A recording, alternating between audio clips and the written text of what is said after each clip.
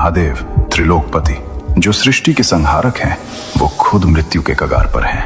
पूरा ब्रह्मांड कांप रहा है, देवता घबराए हुए हैं, माँ पार्वती रो रही है, कोई कुछ नहीं कर पा रहा।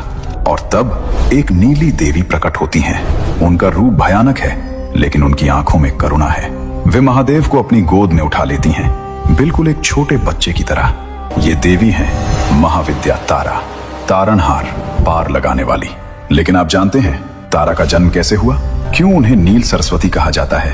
और सबसे बड़ा रहस्य, वो दूध जिसने महादेव को बचाया।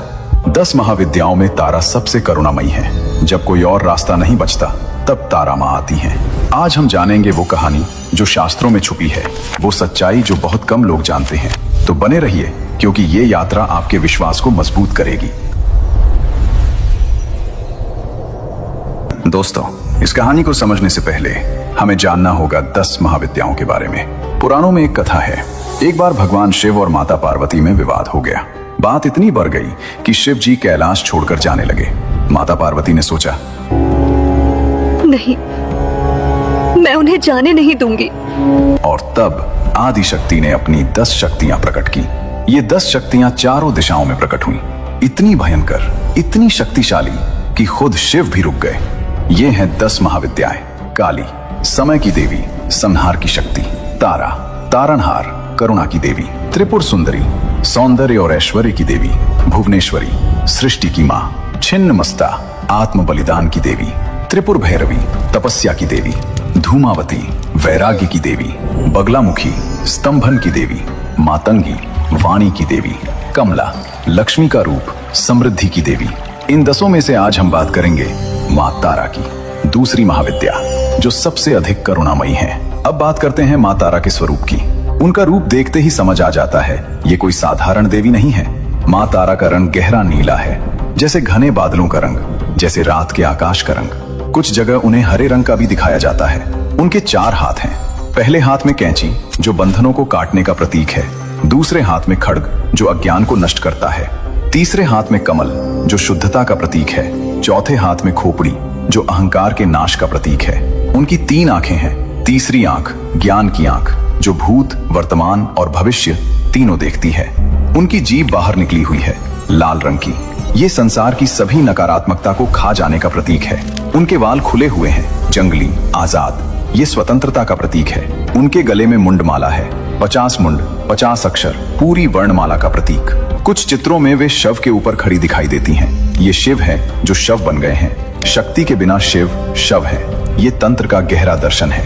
माँ तारा का पूरा स्वरूप भयानक दिखता है, लेकिन उनकी आंखों में करुणा है, प्यार है, ममता है, जैसे एक माँ अपने बच्चे को देखती है। दोस्तों, अब एक बहुत महत्वपूर्ण सवाल। बहुत लोग पूछते हैं, माँ तारा और माँ काली में क्या फर्क है? देखने में दोनों का रूप लगभग एक जैसा लगता है। दोनों का रंग नीला या काला, दोनों के बाल खुले, दोनों की जीभ बाहर, दोनों के गले में मुंडमाला। तो फिर फर्क क्या है? आइए समझते हैं। पहला फर्क, उद्देश्य का। माँ काली संहार की देवी हैं। वे समय का प्रतीक है, काल की शक्ति है। उनका काम है पुराने को नष्ट करना, बुराई को खत्म करना, ताकि नई सृष्टि हो सके। माँ तारा तारणहार है, रक्षा करने वाली है, बचाने वाली है।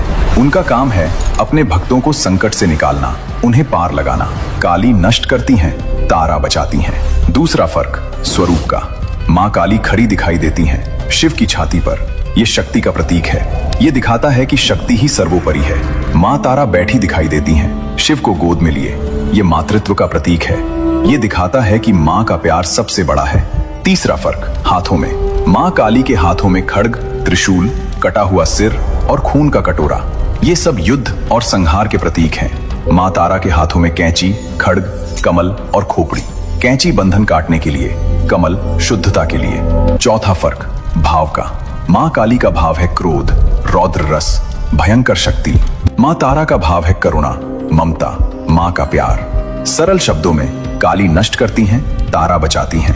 दोनों एक ही माँ के रूप हैं, बस परिस्थिति अलग है। अब शुरू होती है वो कहानी जिसने तारा को महाविद्या बनाया। बहुत पुरानी बात है। देवता और असुर दोनों अमृत चाहते थे। उन्हें पता था कि क्षीर सागर में अमृत छुपा है, लेकिन उसे पाने के लिए समुद्र का मंथन करना होगा। मंदराचल पर्वत को मथानी बनाया, वासुकी नाग को रस्सी बनाया। भगवान विष्णु ने कूर्म अवतार लिया और शुरू हुआ महान समुद्र मंथन।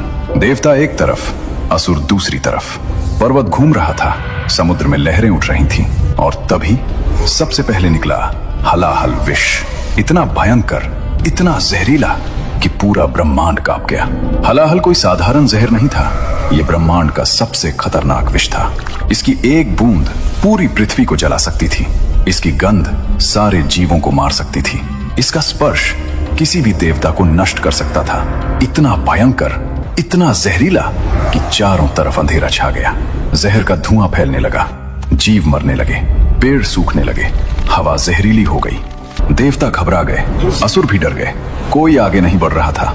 सब सोच रहे थे, अब क्या होगा? इंद्र ने कहा, अगर ये विष फैल गया तो सब कुछ खत्म हो जाएगा।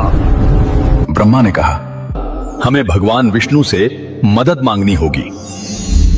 लेकिन विष्णु ने कहा, इस समस्या का समाधान केवल एक है, महादेव। सभी देवताओं ने एक साथ पुकारा, ओम नमः शिवाय। कैलाश पर भगवान शिव ध्यान में बैठे थे। उन्होंने देवताओं की पुकार सुनी। माता पार्वती ने कहा, प्रभु, सृष्टि खतरे में है, आपको जाना होगा।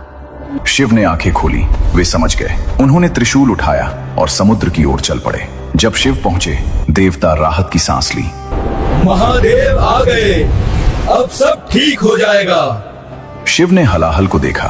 काला, घना, जहरीला विष चारों तरफ फैल रहा था। शिव ने कोई सोच विचार नहीं किया। उन्होंने अपनी हथेली आगे बढ़ाई और पूरा हलाहल विष अपनी हथेली में इकट्ठा कर लिया। देवता हैरान रह गए। महादेव, ये क्या कर रहे हैं? और फिर शिव ने वो किया जो किसी ने सोचा भी नहीं था।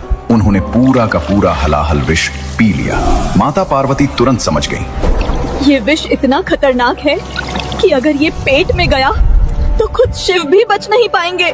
पार्वती ने तेजी से अपना हाथ शिव के गले पर रखा, दबा दिया ताकि विष नीचे न जाए। विष शिव के कंठ में रुक गया और धीरे धीरे शिव का कंठ नीला पड़ने लगा। इसी कारण शिव को नीलकंठ कहते हैं, जिनका कंठ नीला है। देवताओं ने खुशी मनाई।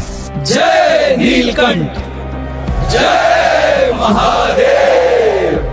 लेकिन मां पार्वती की चिंता बढ़ रही थी, क्योंकि उन्हें पता था विष भले ही रुक गया, लेकिन उसका असर तो हो रहा है।